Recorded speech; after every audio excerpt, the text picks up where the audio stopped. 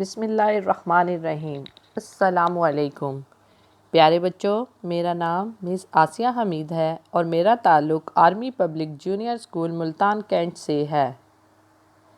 میں آپ کو دوسری جماعت کے اردو گرامر کے لیسن میں خوش آمدید کہتی ہوں۔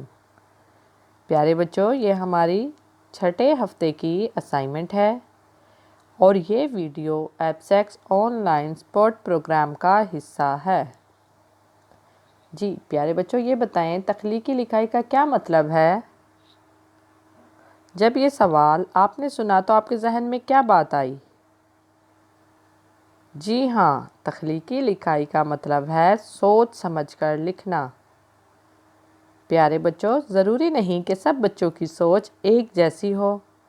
جتنے لوگ ہوتے ہیں ان کی سوچ بھی ایک دوسرے سے مختلف ہوتی ہے اور ان کے سوچنے کا انداز بھی مختلف ہوتا ہے۔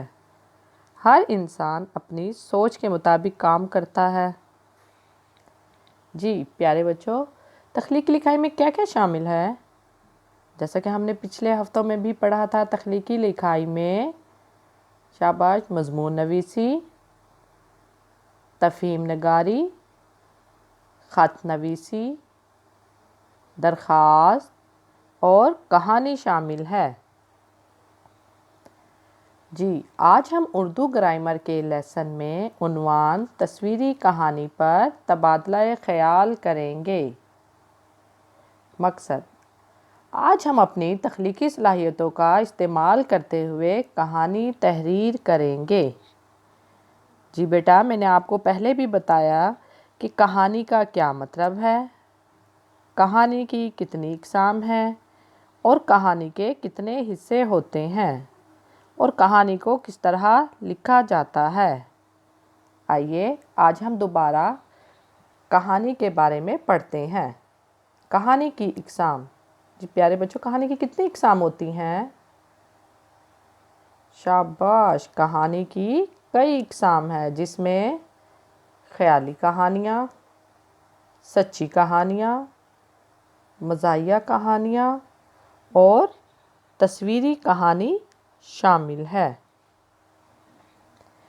جی لفظ کہانی کا مطلب۔ پیارے بچوں، کہانی لفظ کا مطلب ہے قصہ یا واقعہ، جس کے ذریعے سے کوئی بات سمجھائی جائے یا کوئی سبق سکھایا جائے۔ جیسا کہ میں نے آپ کو پہلے بھی بتایا تھا، کہانی کے کتنے حصے ہوتے ہیں؟ شاباش، کہانی کے 3 حصے ہوتے ہیں۔ نمبر 1 ابتدا، نمبر 2 عروج، نمبر 3 اختتام۔ ابتدا میں ہمیشہ مقام اور کردار پر بحث کی جاتی ہے۔ نمبر 2 عروج میں پوری کہانی بتائی جاتی ہے۔ اختتام میں اخلاقی سبق بتایا جاتا ہے۔ پیارے بچوں، جس طرح ہر کام کرنے کے کچھ اصول و ضوابط ہوتے ہیں، اسی طرح کہانی لکھنے کے بھی کچھ اصول و ضوابط ہیں جن کو مد نظر رکھ کر ہم کہانی لکھتے ہیں۔ نمبر 1 کہانی ہمیشہ فعل ماضی میں لکھی جاتی ہے۔ فعل ماضی یعنی کہ گزرا ہوا زمانہ۔ نمبر 2 ربط و تسلسل کا خیال رکھا جاتا ہے۔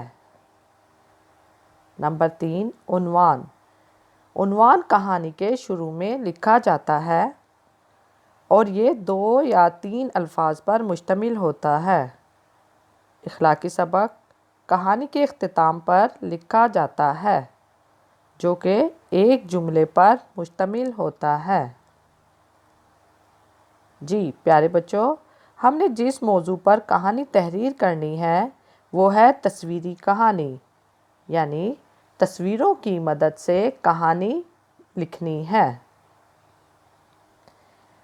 جی پیارے بچوں، یا آپ کو ایک تصویر نظر آ رہی ہے، اسے غور سے دیکھیں۔ یہ کس جگہ کی تصویر ہے؟ تصویر میں کون کون ہے؟ تصویر میں کون کیا کر رہا ہے؟ جی غور سے دیکھیں اس تصویر کو۔ یہ کس جگہ کی تصویر ہے؟ सड़क की तस्वीर है।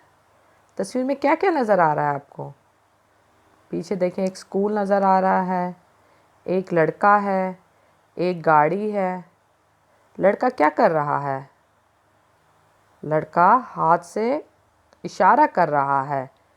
क्यों इशारा कर रहा है? कि गाड़ी रुक जाए। जी, आगे देखते हैं कि गाड़ी रुकी थी या नहीं। अगली तस्वीर में देखें।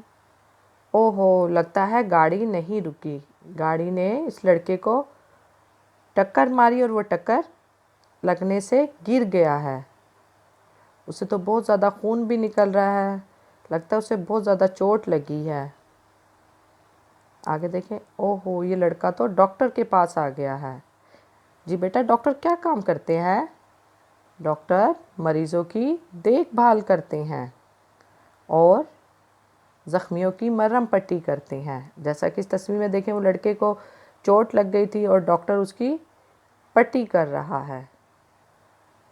जी प्यारे बच्चों, देखें तमाम तस्वीर एक ही जगह पर हैं।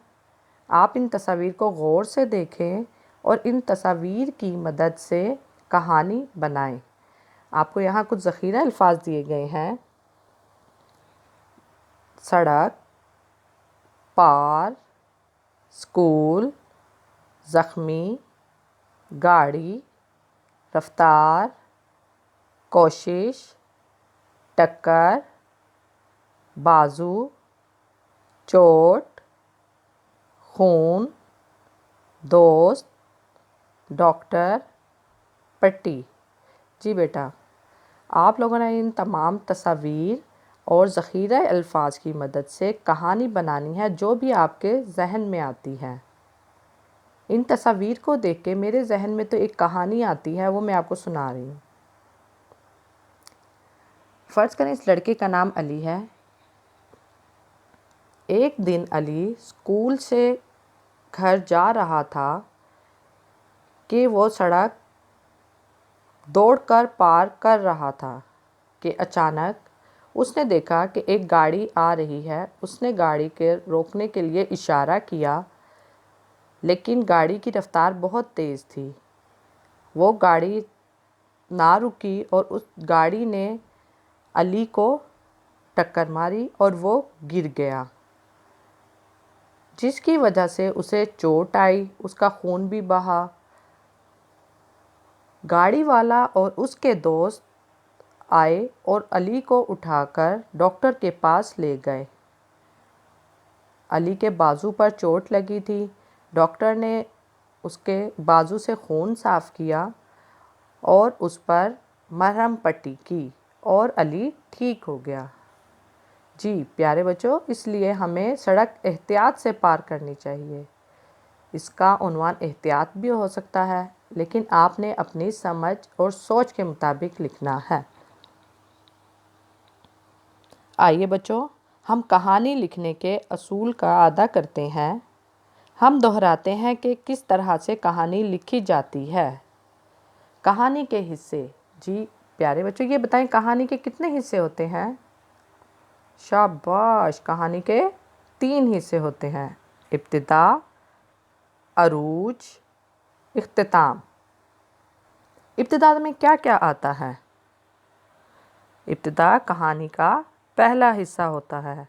इसमें मकाम यानी जगह, किरदार, लोग आते हैं। अरूज में क्या लिखा जाता है? सोच के बताएं ज़रा। अरूज कहानी का दूसरा हिस्सा होता है और इसमें पूरी कहानी लिखी जाती है। इखलाकी सबक कहाँ लिखा जाता है? शाबाश, इखलाकी सबक कहानी के आखिर में लिखा जाता है। उन्वान कहाँ लिखा जाता है? वेरी गुड, उन्वान हमेशा कहानी के शुरू में लिखा जाता है और ये 2 या 3 अल्फाज पर मुश्तमिल होता है। जी प्यारे बच्चों, उम्मीद करती हूँ कि आपको कहानी लिखने का सही तरीका समझ आ गया होगा। शुक्रिया।